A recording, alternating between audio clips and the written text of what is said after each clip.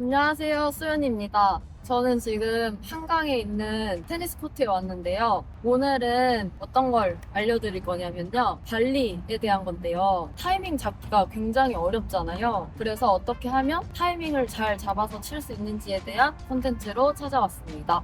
아직 익숙하지 않은 실력에서 발리를 하다 보면 같은 발, 같은 다리가 이렇게 많이들 나가시잖아요. 근데 우리 레슨할 때는 어떻게 배우죠? 같은 발, 같은 다리가 아닌 이 왼발이 나가고 킥발리 같은 경우에는 오른발이 나가잖아요. 어떻게 하면 같은 발, 같은 다리가 아닌 레슨할 때 배우던 대로 하실 수 있는지 연습 방법을 알려드리도록 하겠습니다. 제가 알려드리는 이 연습은 꼭 코치님이 안 계셔도 친구랑 할 수도 있고 그리고 파트너랑 할 수도 있고요. 경기장을 대회를 나가셨다면 복식 파트너와 웜업 겸 할 수도 있는 그런 아주 좋은 연습 방법입니다.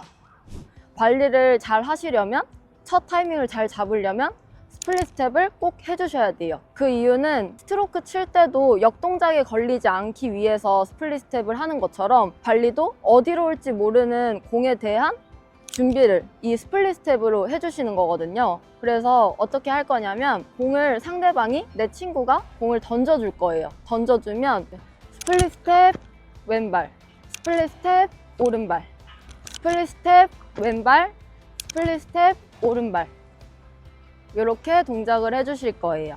만약에 테니스 코트장에서 이렇게 네트를 두고 연습하실 수 있는 상황이시라면 너무 네트 떨어져서 하지 마시고요. 네트 좀 가까이에 붙어서 할게요. 실제로 발리를 하는 위치는 이 정도쯤 되거든요. 우리가 게임을 하다 보면 점점점 서비스 라인 쪽으로 뒤로 빠지잖아요. 그러면 발리를 밑에서 하게 되는 이런 동작이 나오게 되는데 결국에는 빠르게 잡아서 터치 하는 게 에러할 확률도 적어지고 상대방에게 빠르게 공격할 수 있는 포인트인데요. 그러니까 늘 발리 할 때 위치 선정은 최대한 네트에 좀 붙어서 해주시는 게 가장 좋습니다. 그렇기 때문에 친구랑 연습할 때도 네트가 있는 상황이라면 이 정도쯤 너무 그렇다고 가깝게 오실 필요는 없지만 그래도 어느 정도 거리를 두고 네트에 좀 가까운 상태에서 연습을 해주시는 거를 꼭 추천드려요. 던져주는 사람이 이렇게 던지시면 안 되고요.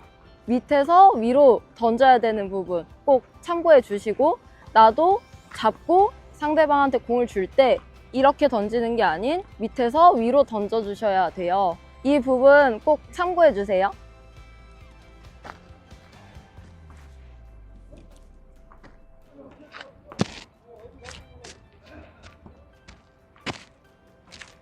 그리고 이거 할 때 주의할 점들이 몇 가지 있는데요. 그 중에 하나는 발리는 기본적으로 최대한 위에서 타점을 잡는 게 포인트예요. 그렇기 때문에 이 동작을 할 때도 밑에서 잡으면 의미가 없어요. 공이 날라오면 최대한 공이 떨어지기 전에 여기서 잡는 게 포인트입니다. 주의하실 두 번째는요. 공이 날라왔을 때 이 동작을 하잖아요.